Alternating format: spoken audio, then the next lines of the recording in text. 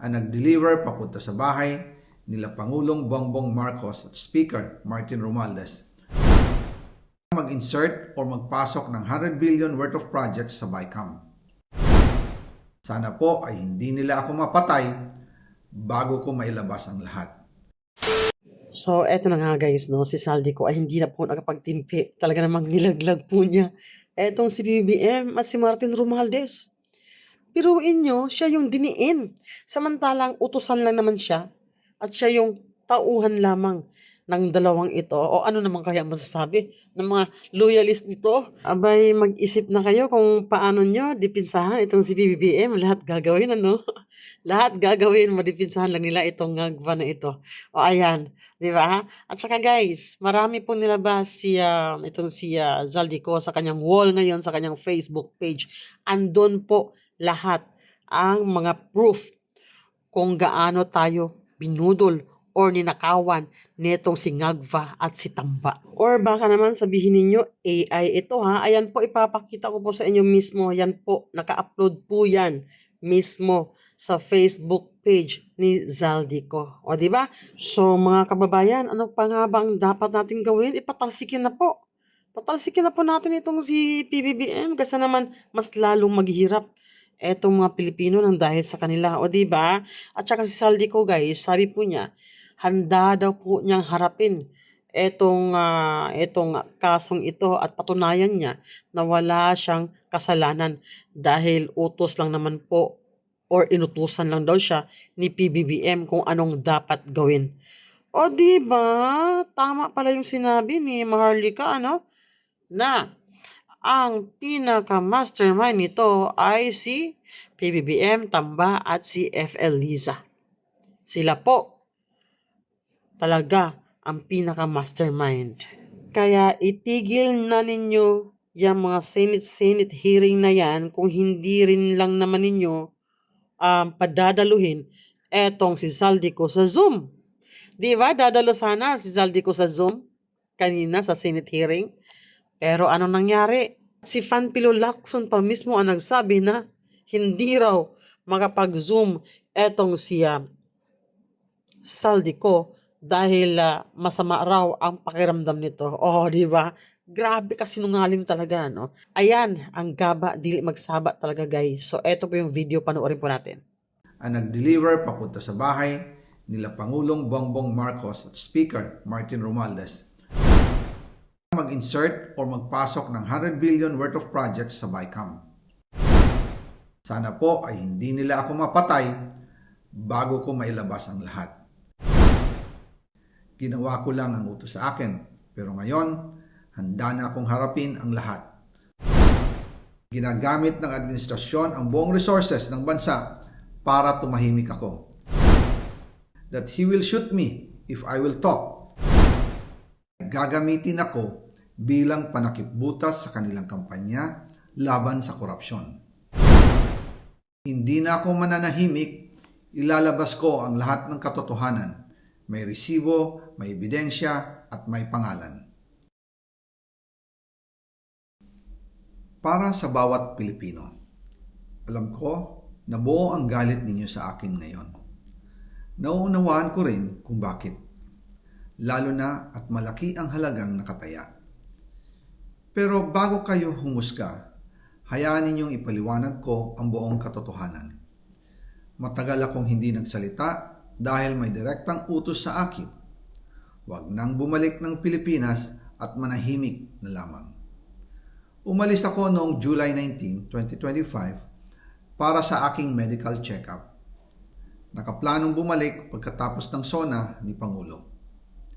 Pero habang papauwi na ako, tinawagan ako ni dating Speaker Martin Romualdez at sinabihan, "Stay out of the country. You will be well taken care of as instructed by the President." Noon naniniwala pa ako sa kanila, kaya't hindi ako bumalik.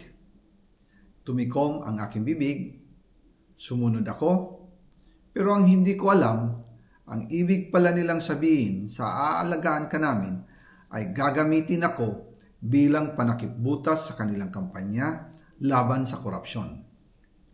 Ginawa nila akong poster boy ng kanilang sariling kasinungalingan. Ngayon, Hindi na ako mananahimik, ilalabas ko ang lahat ng katotohanan. May resibo, may ebidensya, at may pangalan. Nagsimula ito nung tumawag si Sekmina Pangandaman sa akin nung nag-umpisa ang BICAM process last year, 2024. Ang sabi niya, katatapos lang ng meeting nila ni Pangulo at may instructions na mag-insert or magpasok ng 100 billion worth of projects sa BICAM. At sinabi pa ni Sekmina, you can confirm with Yusek Adrian Bersamin dahil magkasama sila sa meeting ni Pangulong BBM noong araw na yon. Tinawagan ko po agad si Yusek Adrian Bersamin at tinanong ko kung may instruction nga ba ang Pangulo na magpasok ng 100 billion during their meeting. Ang sabi niya ay totoo nga po. Right after our conversation, tinawagan ko po si dating Speaker Martin Romualdez at nireport ko ang instructions ng Presidente to insert the 100 billion projects. At sinabi niya sa akin, what the President wants, he gets. After ng ilang araw, nag-set po ng meeting si Sekmina Pangandaman at Yusek Adrian Bersamin sa amin ni dating Speaker Martin Romualdez sa Aguado Building in front of Gate 4 ng Malacanang at nandun din po si Yusek Jojo Cadiz. During the meeting, binigay po ni Yusek Adrian Bersamin ang listahan na worth 100 billion. Tinanong ko po si Yusek Adrian kung saan galing ang listahan. Ang sagot niya, galing kay PBBM mismo at binigay niya ito mula sa brown leather bag. Nung sinabi po ni Yusek Adrian Bersamin yung brown leather bag, naalala ko noong nasa Singapore kami right after the elections of May 2022 sa Hilton Hotel, kami ni dating Speaker Martin and PBBM habang pauwi at pabalik ng Pilipinas, hinabol ng PSG ang brown leather bag at ang sabi ni PBBM, maiwan na lahat, wag lang ang brown leather bag. Kaya naniwala ako na utos talaga ito ng Pangulo. Pagkatapos ng ilang araw, I informed sina dating Speaker Martin Romualdez, Sekmina Pangandaman, Yusek Adrian Bersamin, and Yusek Jojo Cadiz na kung pwede 50 billion lang ang ipasok sa program funds dahil so sobra ang DPWH funds versus sa DepEd. In practice, hindi pwede na mas malaki ang budget ng DPWH kaysa edukasyon. And yung balance na 50 billion, ilagay na lang sa unprogram funds for the 2025 budget. Dahil Office of the President din ang nagre-release ng lahat ng unprogram funds. Pagkatapos ng isang araw, tinawagan ako ni Sekmina at sinabi ang mensahe ng Pangulo. Ipasok ninyo yan dahil pinangako na sa akin ni Speaker Martin yan. At hindi na pwedeng baguhin. Kumbaga, ang utos ng hari hindi pwedeng mabali. Again, I informed the Speaker and asked clearance about the instructions ng Pangulo. At ang sabi niya, wala tayong magagawa. Kaya po nagtataka ako kung bakit sinasabi ni Pangulo na hindi niya makilala ang budget. Samantalang lahat na binawas at dinagdag sa mga ahensya ng gobyerno ay humihingi ng approval sa kanya si Sekmina Pangandaman. O ayan, abangan po natin ang part 2 ha. Patikim pa lang ito, PBBM. Ano yung sabi mo kahapon, PBBM? Ano yun? Ito, panoorin natin.